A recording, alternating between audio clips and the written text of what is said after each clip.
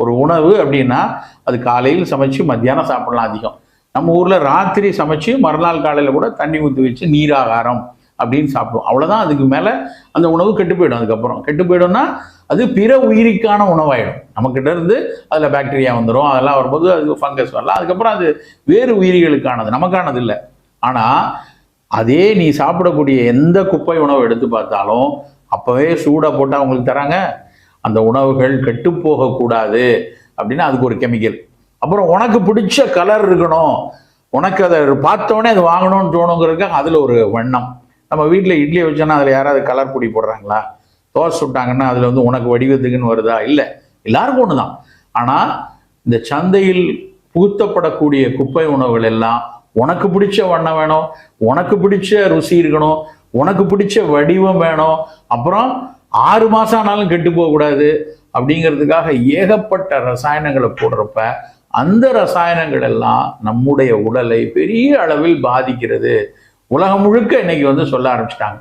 இப்படி எல்லாம் preserved food, குப்பை உணவுகள் எல்லாமே எங்கெங்கேயோ சின்ன சின்னதா நோய்களை உருவாக்குது. யாரோ ஒரு சிலருக்கு பெரிய நோய்களை, உயிரை கொல்லக்கூடிய நோய்களை கூட வருது. நீங்க நம்ம நீதிமன்றங்கள் கூட சொல்ல ஆரம்பிச்சிட்டாங்க, பள்ளிக்கு அருகாமையில இந்த குப்பை உணவுகளை எல்லாம் விற்பனையே செய்யக்கூடாது, பள்ளி கேன்டீன்களில் கூட இந்த மாதிரி உணவுகள் விற்பனை செய்யக்கூடாதுன்னு சொல்லியிருக்காங்க. அப்போ நமக்கு ஒரு புரிதல் இருக்கணும், எது குப்பை உணவு, எது குப்பை உணவு. நம்ம வீட்டில் செய்கிற உணவுலாம் குப்பை உணவு இல்லை. வீட்டில் செய்கிற உணவு அளவாக அம்மா கொடுப்பாங்க, அதை சாப்பிட்டுக்கலாம். முறுக்கு வீட்டில் சுடுறீங்க, அது குப்பை உணவா? இல்லை. முறுக்கே கூட ஒரு 4 முறுக்கு சாப்பிட்டுட்டீங்கன்னா அதிகம் போனால் வயிறு வேணால் கொஞ்சம் மந்தப்படுது. ஆனால் வெளியில் போய் கடையில் பொட்டலங்களில் விற்கக்கூடிய இந்த பாதுகாப்பிகள் போட்டு, வண்ணங்கள் போட்டு, பல ரசாயனங்கள் போட்டு வரக்கூடிய இது மாதிரி வெளிநாட்டு உணவுகளில் நமக்கு அவசியம் இல்லை. அவற்றை தான் நம்ம குப்பை உணவு அப்படின்னு நம்ம சொல்றோம். ரொம்ப எச்சரிக்கையா இருக்கணும். AYA அப்படின்னு ஒரு ஆங்கில சொல்லுல ஒன்று சொல்றாங்க, அடலசன்ட் அண்ட் யங் அடல்ட் அப்படிம்பாங்க அந்த குரூப்பை. இந்த அடலசன்ட் அண்ட் யங் அடல்ட்டுங்கிறது இன்னொரு 5-6 வருஷத்துல உனக்கு வந்துடும். இங்க உனக்கு 16 வயசு ஆகுது, 25 வயசுல அந்த AYAக்குள்ள போயிடுவோம்.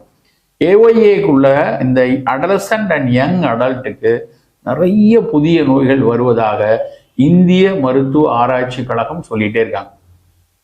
அதுல புற்றுநோய் கூடுது, அதுல சக்கரை நோய் கூடுது, அதுல ரத்த கொதிப்பு வருது. ஒரு காலத்துல நாங்கெல்லாம் தாத்தாக்கு வர்ற நோய் அப்படின்னு சொல்லிட்டு இருந்த விஷயம்லாம் இன்னைக்கு கட்டுமஸ்தான இளைஞனுக்கு வருது.